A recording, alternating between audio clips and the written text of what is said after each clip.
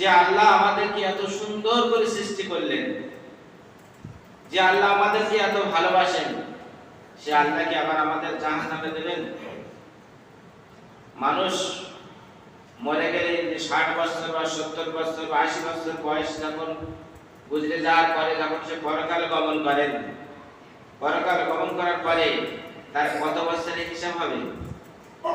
ধরে নেন আপনি 60 বছর বয়সে পরকাল গমন করেছেন, ইন্তেকাল করেছেন, আপনার কত বছরের হিসাব হবে? হিসাব বুঝতে আসছে না ভাই? 12 বাদ দিলে হবে। আর যদি 60 এর মধ্যে 12 হচ্ছে মাইনাস করে দেন না প্লাস করে দেবেন, জুড়ে দেবেন, তাহলে 12 বছর হবে, আরো 3 বছর বেশি ধরে নিলাম, আরো 3 বছর ধরে 15ই দিলাম। তাহলে যদি আপনি 60 বছর বয়সে যদি দুনিয়া ছেড়ে বিদায় নেন, তাহলে আপনি 60 এর মধ্যে 15 বাদ দিলে কত থাকবে? 35 বছর আপনার হিসাব হবে। হ্যাঁ, 45 বছর আপনার হিসাব হবে। আল্লাহ রাব্বুল আলামিন বলে, বান্দাকে আমি কত ভালোবাসি দেখো, ওই 45 বছরের হিসাব হবে না। আপনি 45 বছরের বয়সের মধ্যে আপনি কত বছর ঘুমাই আছেন? রাতে 24 ঘন্টার মধ্যে ক ঘন্টা ঘুমিয়েছেন? যখন ঘুমায়, কোন মানুষ ঘুমিয়ে ঘুমিয়ে কি গোনা করে? বলুন ভাই, আপনি দুনিয়ার বুকে থাকতে কাউকে গাল দিচ্ছেন, কোন মানুষ ঘুমিয়ে ঘুমিয়ে গাল দেবে? আপনি দুনিয়ার বুকে জীবিত থাকা অবস্থায় কাউকে হক নষ্ট করছেন, আপনি ঘুমিয়ে ঘুমিয়ে গালে কি হক নষ্ট করবেন? আল্লাহ বলছে, আমি রহমান, আমি রহিম, আমি তোমাদের উপরে কত দয়ালু দেখো, যে তোমাদেরকে যে 45 বছরের যে হিসাব হবে, তার মধ্যে রাতে তুমি কত ঘন্টা ঘুমিয়েছো, দিনে কত ঘন্টা ঘুমিয়েছো, সেই ঘুমানোর সময়টাও বাদ দাও।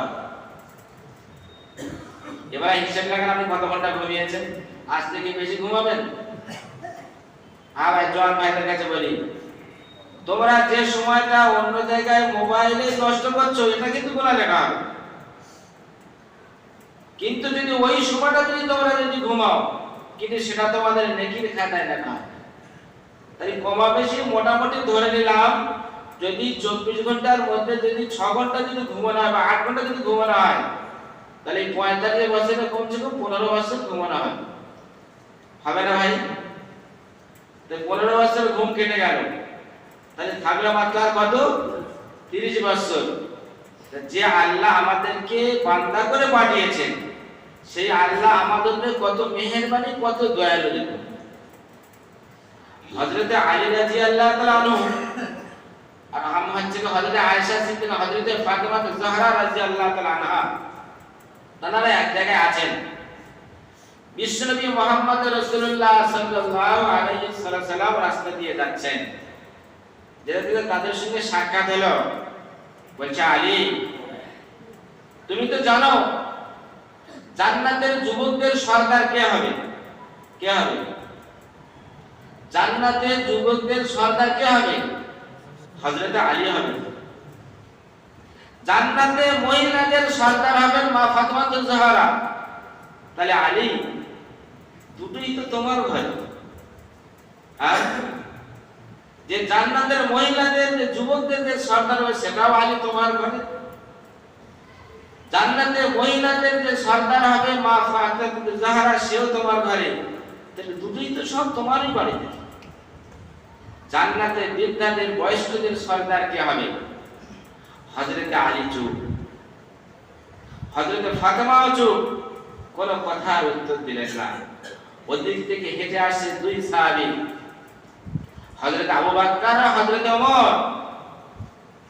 আল্লাহ রাসূল সাল্লাল্লাহু আলাইহি সাল্লাম বলেন, জান্নাতে বৃদ্ধাদের সরদার হবে ওই দুই ব্যক্তি হেঁটে আসছে।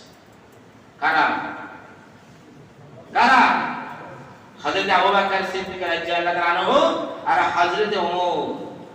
যখন হেঁটে যখন আসছে, আল্লাহ রাসূল সাল্লাল্লাহু আলাইহি সাল্লাম যখন ওনাদের এই কথা বলছিলেন, কথা বলতে বলতে দুজনে যখন এসে গেল, এসে যাওয়ার পরে তখন বলছে, ইয়া রাসূলুল্লাহ, আপনার কলিজার টুকরা মা ফাতেমার কাছে আপনি কি কথা বলছিলেন? আপনার দামাত হযরত আলীর কাছে কি কথা বলছিলেন, আমরা যখন আপনার কাছে এলাম আপনি চুপ হয়ে গেলেন, কিন্তু তার আওয়াজ কিছু কানে আমাদের এসেছে, দূর থেকে আমরা আওয়াজ কিছু শুনেছি। আল্লাহর নবী চুপ হয়ে গেলেন, তারপরে বললেন, হে আবু বকর, হে ওমর, শোনো যে জান্নাতের যুবকদের সরদার হবে আমার আলী, মহিলাদের সরদার হবে মা ফাতেমা জাহরা, আর বয়স্কদের সরদার হবে হযরত আবু বকর আর ওমর। দুজনে খুশি আবেগ হয়ে গেল। এমন সময় আসমান থেকে ফেরেশতা আসছে, জিবরাইল ফেরেশতা আল্লাহ রাসূলের কাছে আসছে।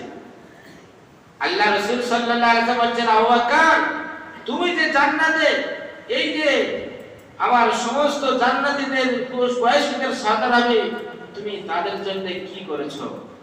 যে ইয়া রাসূলুল্লাহ, ইয়া হাবিবাল্লাহ, আমি দ্বীনকে বাঁচানোর জন্য আমার যত সম্পদ ছিল সব আল্লাহর রাস্তায় বিলীন করে দিয়েছি।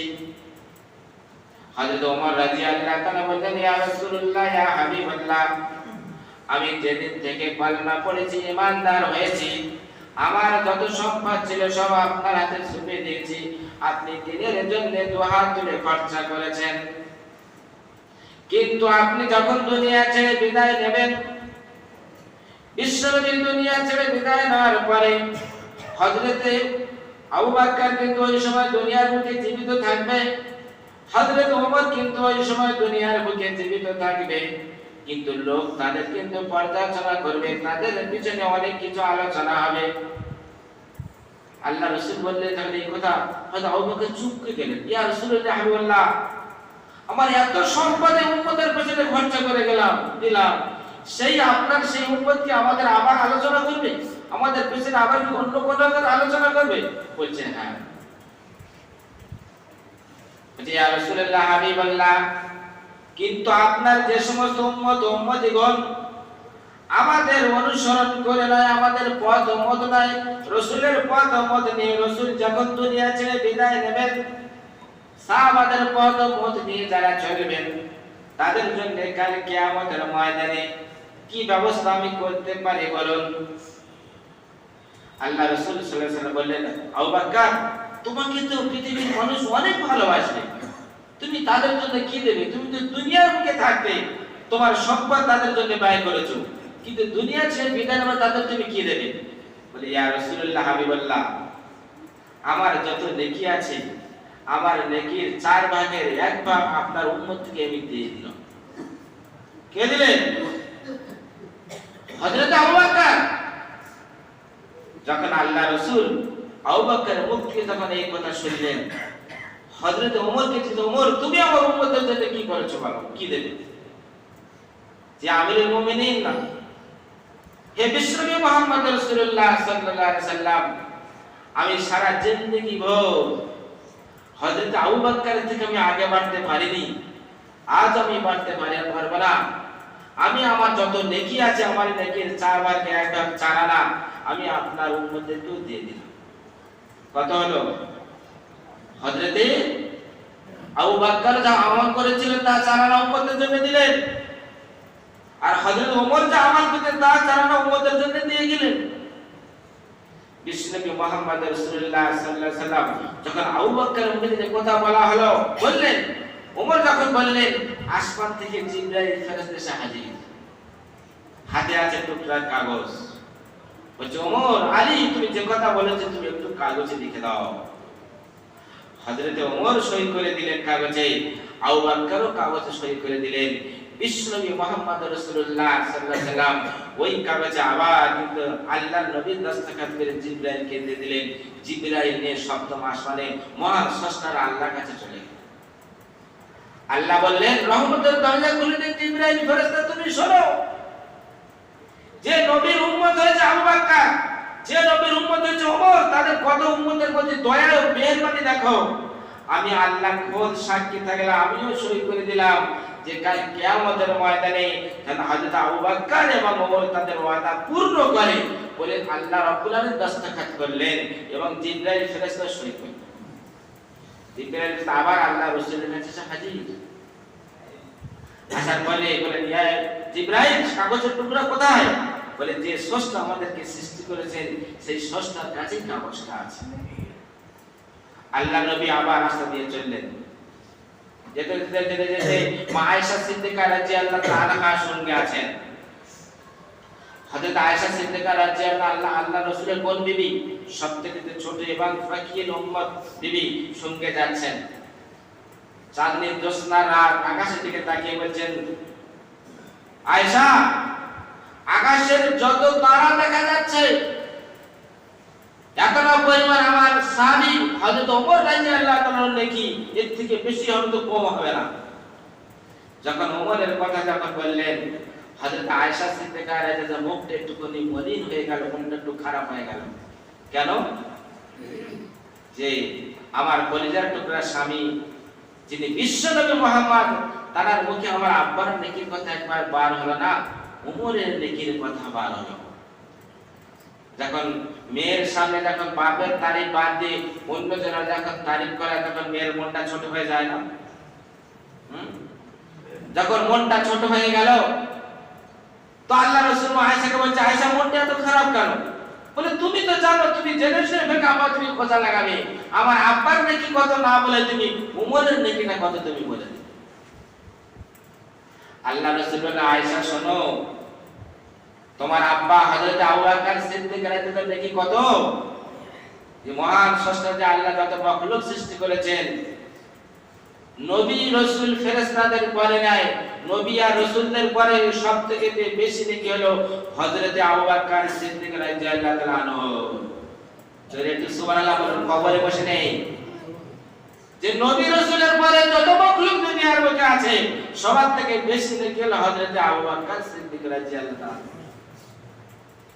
হযরত ওমর যে নেকি দান করেছিলেন এই উম্মতের জন্য, কত বললাম? কত বলেছি? 4 আনা। হযরত আবু বকর সিদ্দিক রাদিয়াল্লাহু তাআলা তিনি যে তার এই বান্দারা এই উম্মতের জন্য যে নেকি দান করে গেছেন কতটা? কতটা? তার নেকি দান 4 আনা। এই বুঝতে পারছেন, তারা 4 আনা।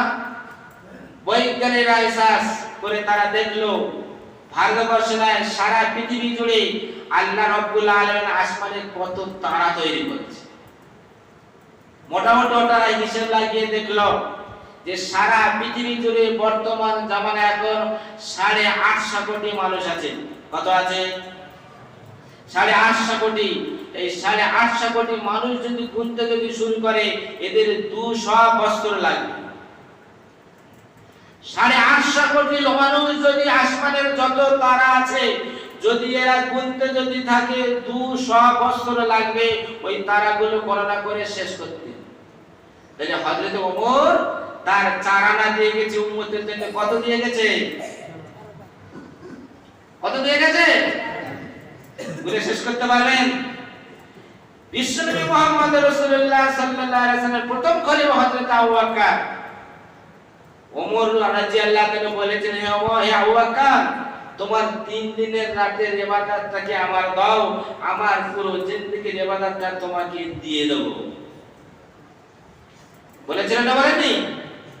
হযরত ওমর বলেছিলেন, হে আবু বকর, তুমি বিশ্বনবী মুহাম্মদ রাসূলুল্লাহ সাল্লাল্লাহু আলাইহি ওয়াসাল্লামের সঙ্গে যে মক্কা থেকে যে মদিনায় হিজরত করেছিলেন, যে 3 দিন যে আল্লাহ রাসূলের সঙ্গে যে ছিলেন, ওই 3 দিনের নেকি আমাকে দাও, আমার পুরো জিন্দেগীর নেকি আপনাকে দিয়ে দেব।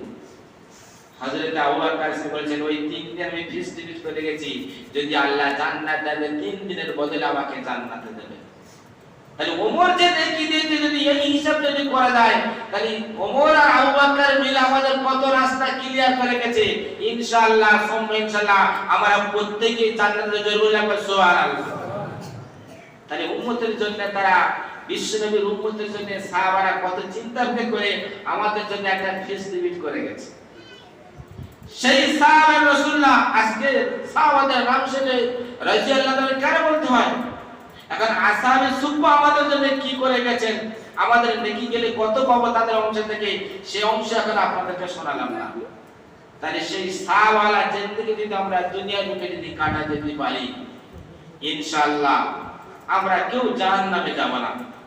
আল্লাহ কোরআন পাকে প্রথম বলে দিলেন, ফাম্মা মান সাকুলাত মাওয়াজিনুহু ফাহুয়া ফি ঈশাতির রাদিয়া। ও পৃথিবীর মানুষ শোনো, যখন তোমাদের নেকির প্রতি যখন ওজন করা হবে, যখন তোমাদের নেকির পাল্লা যখন ভারী হয়ে যাবে, তোমরা ওদের আনন্দে আত্মহারা হয়ে হাসরের ময়দানে ঘুরে বেড়াবে। তোমাদের সেদিন কোনো চিন্তা ভাবনা আর থাকবে না।